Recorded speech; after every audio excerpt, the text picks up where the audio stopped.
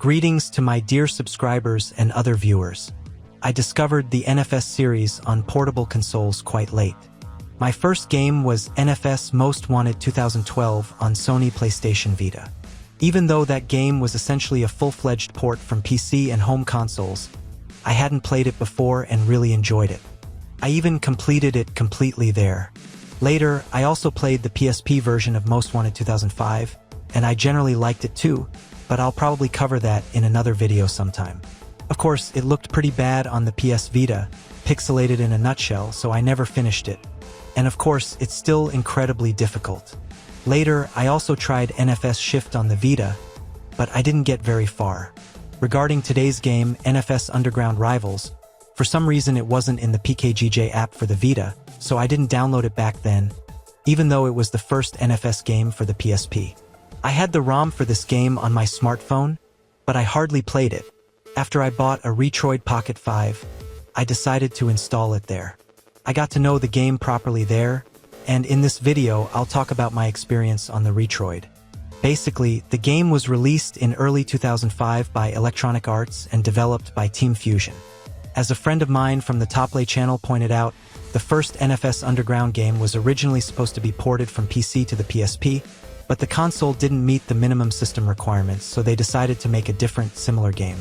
Speaking of the PC versions of Underground and Underground 2, I played them quite a while ago and quite a bit, so if I were to compare this game to any other version, it would be the mobile versions. The main menu greets us with a nice, beautiful soundtrack, which may have even been copied from the PC version.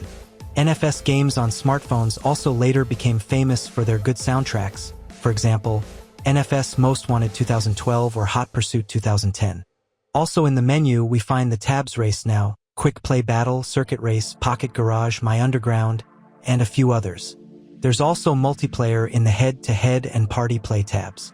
In the latter, even multiple players on the same device can compete. However, this happens in order. Well, Race Now isn't particularly interesting, it's just a quick race, like many other racing games. Interestingly, there's a max spec trial race tab where you play a random race in a random car. The quick play battle and circuit race modes actually represent the game's career. The first one includes Street Cross, Drift Attack, Nitrous Run, and Drag. Incidentally, I completed all of these races except for the final one, Nitrous Run. Basically, Street Cross is a race with short laps and twisty turns, and, by the way, no nitro. Drift Attack, in my humble opinion, is a very challenging but fun mode where you have to drift in specific zones, score points, and maintain your rhythm. Nitrous Run is a time trial with checkpoints. Each checkpoint you reach refills your nitro to the maximum. In short, you can drive really fast here, but it's important not to crash into anything, as it will take a long time to turn around. Drag races are typically short tracks where you just need to shift gears intelligently. Nothing too complicated.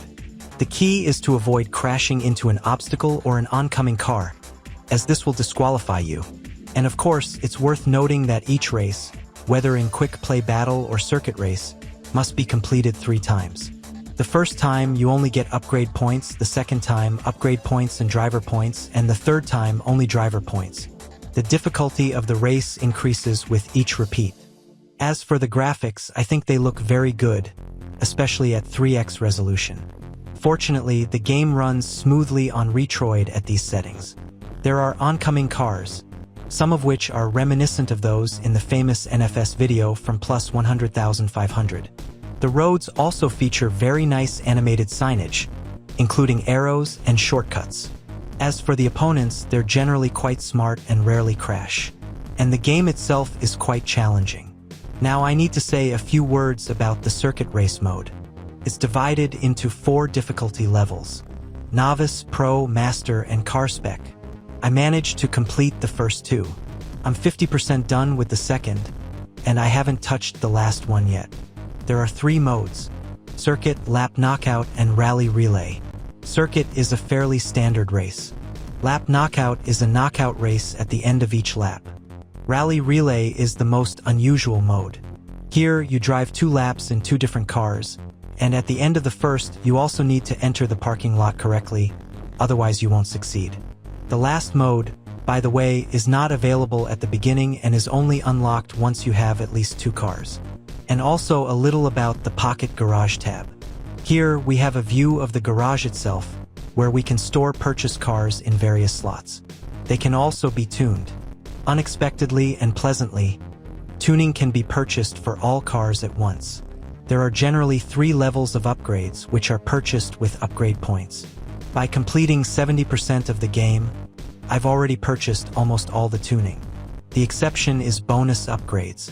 These are unlocked after certain races, usually the last ones in a series, which result in a 110% completion.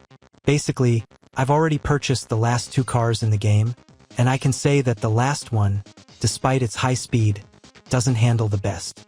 Therefore, it's often easier to drive the second-to-last car, namely the Nissan Skyline R34 GTR. Although Circuit Race on Master Mode is quite challenging even with the last cars. As you can see, I still haven't mastered it.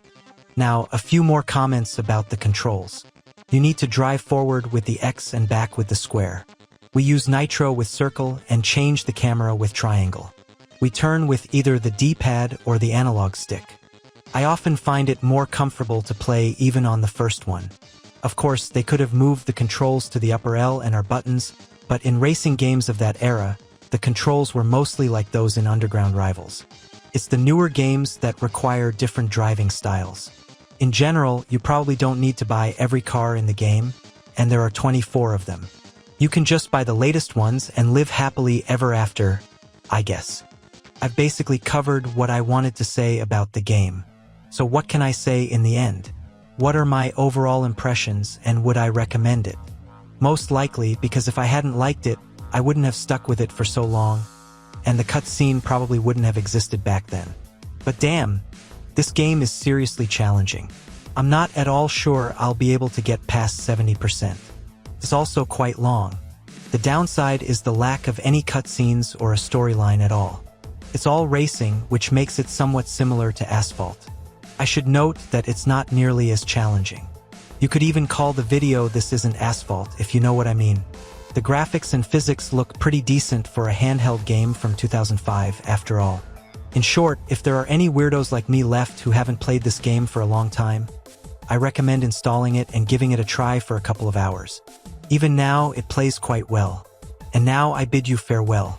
Like, subscribe to the channel, leave a comment, and see you soon.